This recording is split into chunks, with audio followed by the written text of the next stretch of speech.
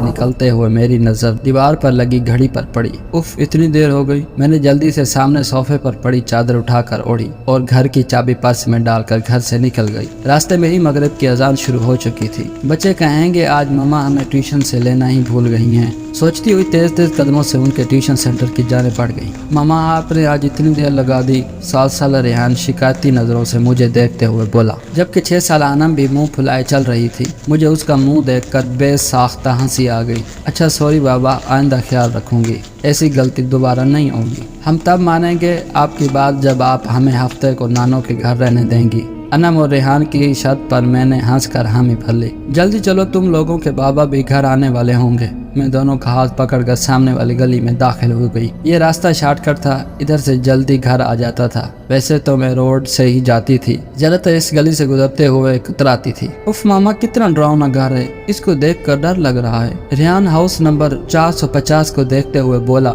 जो बिल्कुल अंधेरे में डूबा हुआ था। अजीब वहशत बरस रही थी। उसकी बात पर मैं दोनों बच्चों को लेकर जल्दी से आगे बढ़ गई। रात काम से फारिग होकर बिस्तर पर लेटी तो बेसाख्ता नजरों के सामने वो घर आ गया। इस घर से मेरा माजी जुड़ा हुआ था। मैं आहिस्ता आहिस्ता अपने बीते माजी को सोचने लगी। मेरा नाम अलीबा है। हम 3 बहनें और 1 भाई हैं। मेरे बाबा आर्मी में हुआ करते थे, जबकि अम्मा सादा सी घरेलू खातून थी। मैं इंटर में थी तो बाबा ने अम्मा की ख्वाहिश पर बड़ा घर ले लिया, क्योंकि जिस घर में हम थे वो घर हमें काफी छोटा पड़ रहा था। जिस दिन बाबा ने नया घर लिया, हम सब बहन भाई बहुत खुश थे।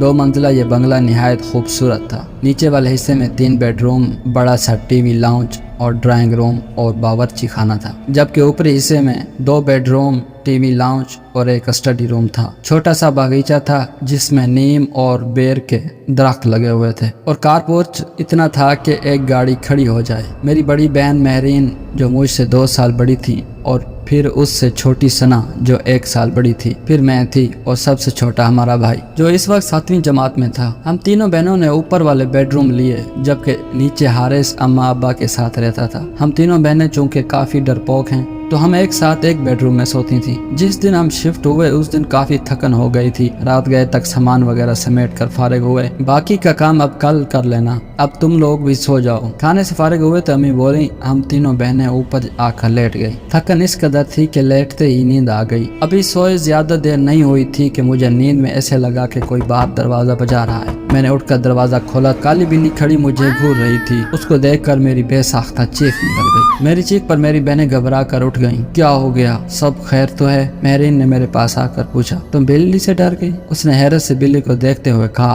और मैं शर्मिंदा होकर वापस बिस्तर पर आकर लेट गई। हफ्ते की रात हम 3 बहनें रात देर गए तक जाग कर बातें करती रहीं। यही कोई रात के 2 बज गए होंगे। हमें ऐसे लगा बाहर टीवी लाउंज से बातों की आवाज आ रही है। इस वक्त कौन हो सकता है? हम बोलते हुए कमरे का दरवाजा खोलकर जैसे ही बाहर आई तो ऐसे मालूम हुआ जैसे ये बातों की आवाज बावर्ची खाने से आ रही थी। बावर्ची खाने में हमने झांका तो वो काली बिल्ली सामने काउंटर पर बैठी नजर आई। हमें देखकर उसने छलांग लगाई और सामने कमरे में घुस गई। हम अभी समझ नहीं पाए थे कि ये हुआ। फिर हमारी नजर सामने जलते हुए चूल्हे पर पड़ी। ऐसी खुशबू आ रही थी कि जैसे कुछ पक रहा था। मैरीन ने आगे बढ़कर चूल्हा बंद किया। इस बात का जिक्र हमने अगले दिन अम्मी से किया, जिस पर वो उल्टा हमें डांटने लगी कि जल्दी सो जाया करो। इतवार खाला अपनी फैमिली के साथ हमसे मिलने आ गई थी। रात देर तक वो अपने घर गई तो नीचे टीवी लाउंज में रखे तख्त पर बैठे हम तीनों बहनें और अम्मी बातें कर रहे थे, जबकि अब्बू और हारिस सोने जा चुके थे कि अम्मी की नजर लाउंज पर जाती सीढ़ी पर पड़ी। अरे अलीबा बेटा, ऊपर देखो, कोई बच्चा रह गया है। खाला के छोटे छोटे बच्चे थे। काफी शरारती से अम्मी को लगा कोई बच्चा ऊपर रह गया है। बात पर हमारी नजरें भी ऊपर की जानिब जाती सीढ़ी पर उठी तो दीवार पर छोटे बच्चे का साया नजर आया। मैं उठकर ऊपर जाकर देखने लगी, मगर वहाँ कोई भी नहीं था, जिस पर मैं खौफजदा होकर तेजी से नीचे आ गई। जब मैंने अम्मी को बताया कि ऊपर तो कोई भी नहीं है तो अम्मी भी चुप सी हो गई। हम सब ही हैरान थे कि जब ऊपर बच्चा नहीं था तो वो साया किसका था। कुछ दिनों बाद बात आई गई हो गई। हम सब घर वालों को कजन की शादी में इस्लामाबाद जाना था।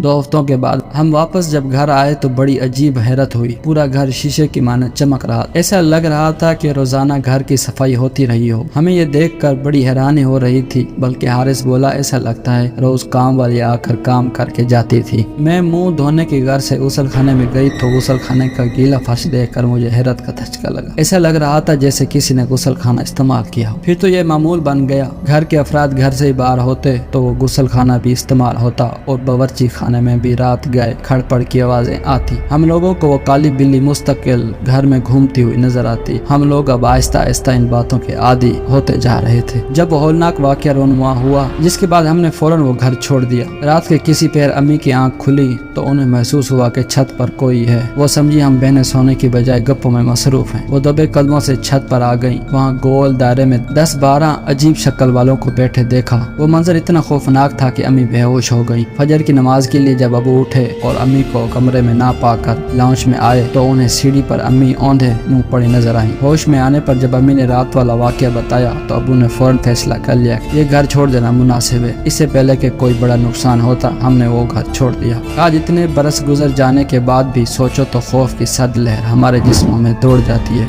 हम 6 माह जिसको बिल्ली समझते रहे दर हकीकत वो एक जिन था।